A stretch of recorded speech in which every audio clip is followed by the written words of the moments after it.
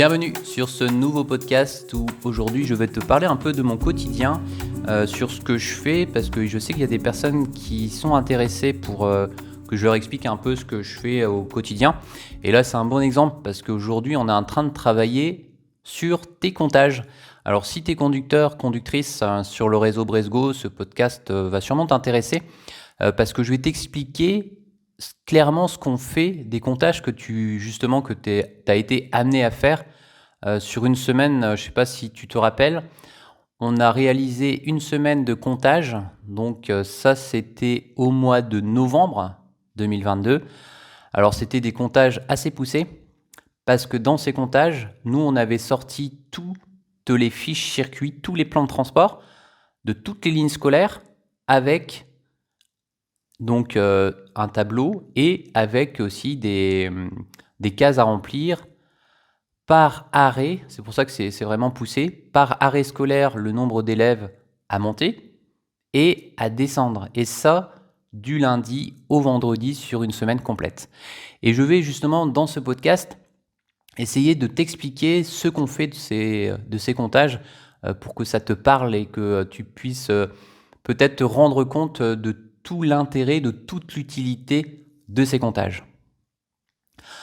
Alors, donc la première étape, ça tu dois le savoir, c'est que une fois que nous on récupère tous les fichiers, c'est-à-dire toutes les fiches qui ont été distribuées aux équipes, donc aux conductrices et aux conducteurs, il y a des personnes au bureau qui vont faire la saisie. Dans un premier temps, le plus important, c'est de récolter toutes les fiches, de faire la saisie sur un fichier. Donc nous, on utilise un fichier Excel, tout simplement, avec un tableau. C'est la base, en fait, c'est-à-dire que moi, dans un premier temps, quand les comptages arrivent, je prépare les fichiers. Donc je mets à jour toutes les lignes scolaires.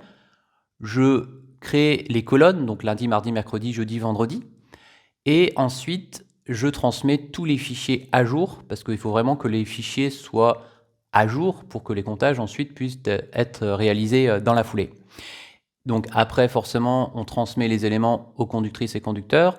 Les conductrices conducteurs nous ramènent les éléments par le biais de l'exploitation. Et après, des personnes vont faire la saisie.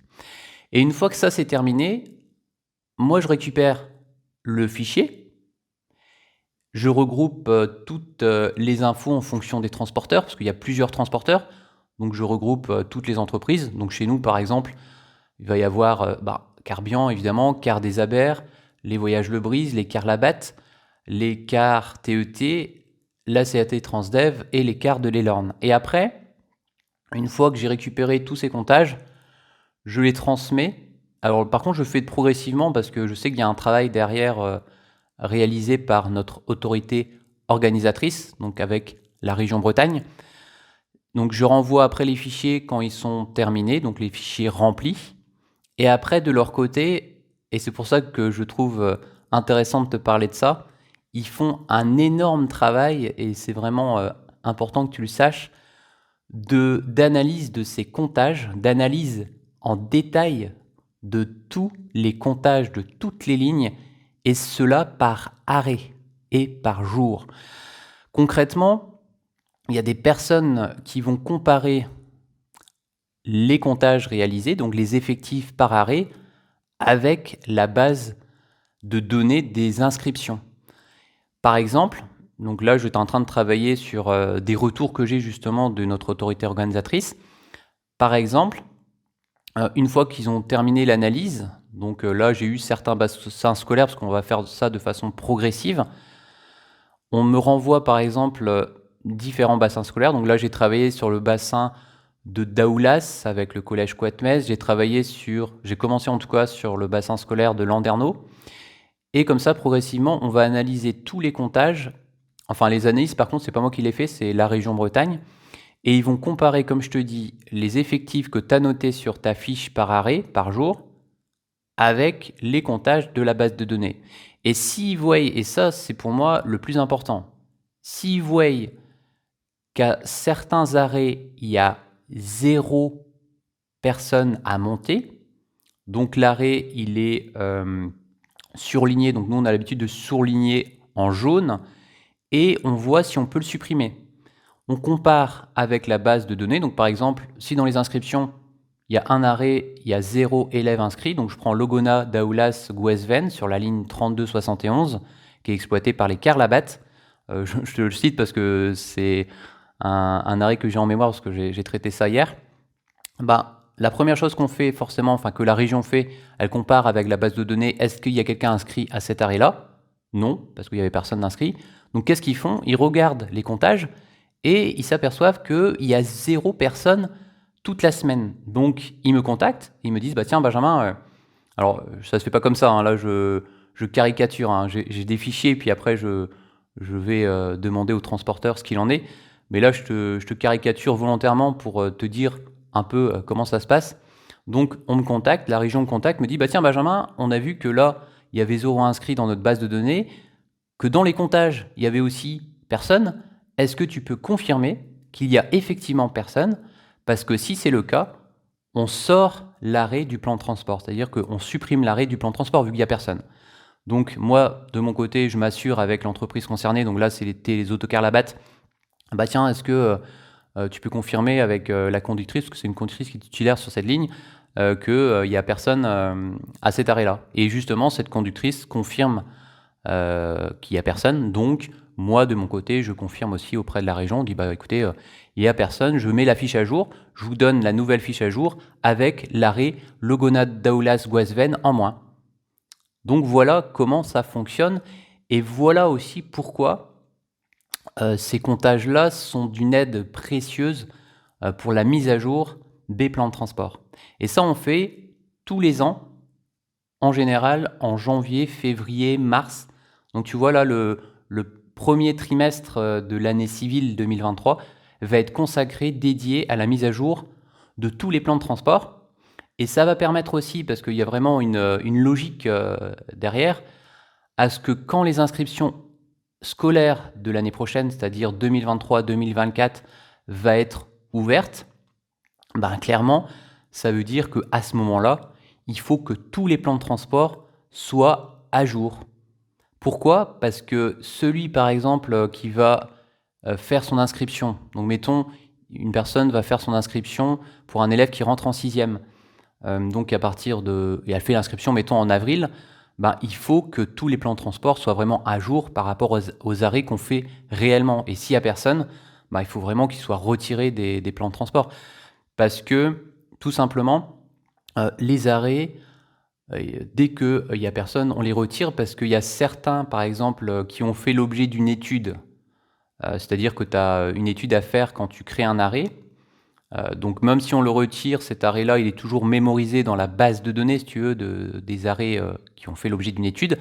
Par contre, et ça aussi c'est important, les arrêts qui n'ont pas fait l'objet d'une étude, ils sont retirés, mais ils pourront peut-être être mis en service seulement s'il fait l'objet d'une étude. Donc par exemple, si en 2019-2020, un arrêt sur telle commune a été supprimé parce qu'il n'y avait plus personne, et que cette année, par exemple, l'année prochaine, en 2023-2024, un nouvel élève veut s'inscrire sur un arrêt qui existait à cette époque mais qui n'existe plus aujourd'hui, et qu'il n'a jamais fait l'objet d'une procédure, moi de mon côté, avec l'autorité organisatrice, on va travailler pour voir où on pourrait faire cet arrêt-là, si c'est possible évidemment en fonction des critères de sécurité.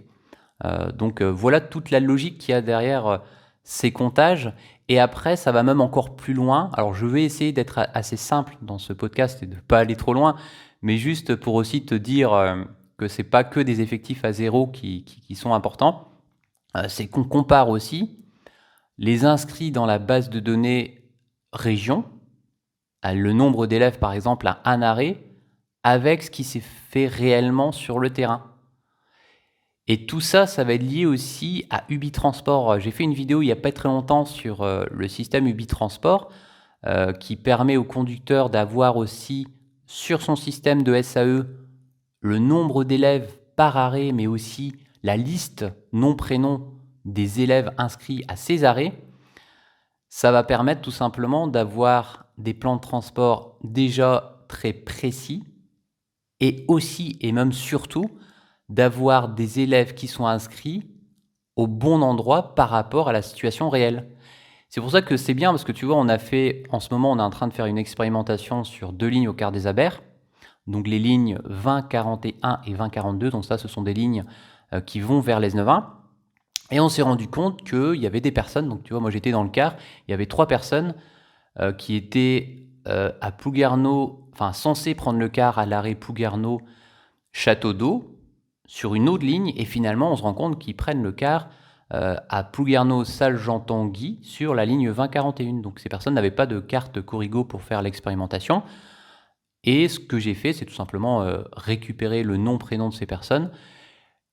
J'ai transmis la liste justement de ces personnes à la région Bretagne pour qu'on puisse mettre à jour la base de données pour qu'ils soient dans le bon arrêt. Ils étaient donc à Plouguerneau, Château d'Eau, on les a basculés à l'arrêt Plouguerneau-Salle-Jean-Tanguy sur la bonne ligne, donc ici la ligne 2041. Ils ont reçu la carte Corrigo et comme ça, tu vois, les effectifs aussi des comptages vont vraiment être cohérents par rapport à l'effectif des inscrits par arrêt.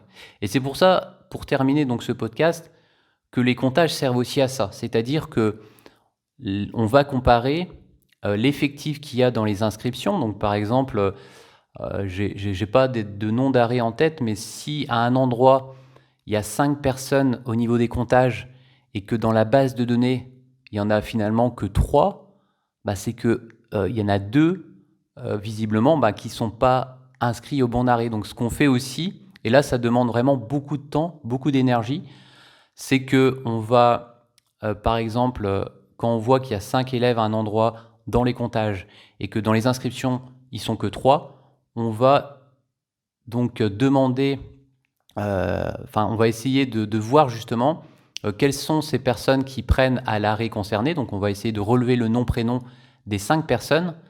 Et comme ça, de notre côté, après, on met à jour la base de données pour que tous les enfants, tous les usagers qui prennent cette ligne-là à cet arrêt-là, donc en situation réelle, donc on va aller demander tout simplement nom, prénom à ces clients-là, enfin ces usagers-là, à ces arrêts-là, pour les transmettre à la région, qui va ensuite, et ça c'est important que tu le saches, mettre à jour les informations dans la base de données, pour que tout soit fait comme, en gros, que la situation réelle puisse représenter au mieux, au mieux la liste des inscrits dans la base de données et dans l'organisation des plans de transport. Comme ça va nous permettre surtout, dans l'avenir, d'avoir, lors des inscriptions, les effectifs par ligne les plus précis possibles. Alors, je vais ouvrir une parenthèse parce que je sais qu'il y a certains qui vont me dire: «Mais Benjamin, c'est mission impossible. Tu sais très bien que sur certains services, il y a des tours de 8 heures, il y a des tours de 9 heures, c'est pas forcément réaliste». Eh ben, effectivement, c'est pas réaliste pour tout parce que tu vois, par exemple, sur Saint-Paul-de-Léon, sur le bassin scolaire de Saint-Paul-de-Léon, tu as des services qui vont être assurés pour ceux qui commencent à 8 heures. Il y a un deuxième tour, donc c'est un même parcours, pour ceux qui commencent à 9 heures. Donc comment tu peux dire clairement qui va commencer à telle heure tous les jours? C'est impossible à savoir. Mais par contre, sur quand même une grande majorité des plans de transport, ce qui est important, c'est déjà que les élèves soient identifiés au bon arrêt de point de montée, d'une part, et aussi, et ça je vais y venir, qu'on puisse gérer les gardes alternées, parce que on sait aussi qu'il y a des gardes alternées, donc aussi bien il y a des élèves, parce que là ils sont plusieurs, ils vont prendre une semaine telle ligne à tel endroit, et la semaine suivante sur une autre ligne à tel endroit. Et ça pareil, c'est possible, c'est-à-dire que dans l'outil, on peut intégrer plusieurs lignes et plusieurs arrêts. Donc ça c'est possible aussi. Alors voilà, il y a toujours des ajustements à faire, il y en aura toujours. Mais par contre, en faisant ce qu'on fait, donc notamment avec les comptages, ça va nous permettre aussi d'être le plus précis possible progressivement, parce que ça ne se fait pas du jour au lendemain, c'est vraiment progressif. Et petit à petit, on va arriver à un moment donné où on sera tellement précis dans les plans de transport et dans les inscriptions qu'on va pouvoir, et ça c'est vraiment formidable, qu'on va pouvoir en début d'année scolaire, je dirais même avant le début de l'année scolaire, donc fin août, déterminer les lignes qui vont être sensibles par rapport aux capacités de véhicules. Donc par exemple, on va mettre sur la ligne 2041, on va mettre un 59 places. Et peut-être qu'une année, on verra, ah non, il faudra faire attention parce que là, il y en a 63 inscrits. Il faudra penser peut-être à anticiper et à mettre un 63 places. Alors, c'est un exemple, hein. Mais voilà en tout cas à quoi correspondent ces fameux comptages. Je trouvais en tout cas important de faire un podcast sur ce sujet parce que j'en ai pas parlé, hein, j'en ai jamais parlé aux conductrices et conducteurs de l'objectif tout simplement de ces comptages. C'est pas uniquement des comptages pour des comptages et pour des statistiques, c'est vraiment un travail minutieux qui se fait dans les coulisses et c'est pour ça que j'ai fait ce podcast. J'espère en tout cas qu'il t'a plu. On va s'arrêter là. Et puis on se retrouve demain pour un prochain podcast ou peut-être une prochaine vidéo. En tout cas, je te souhaite une bonne route, un bon voyage sur les services de réseau de transport, une bonne réussite dans tes projets et puis on se retrouve donc demain. Allez, ciao!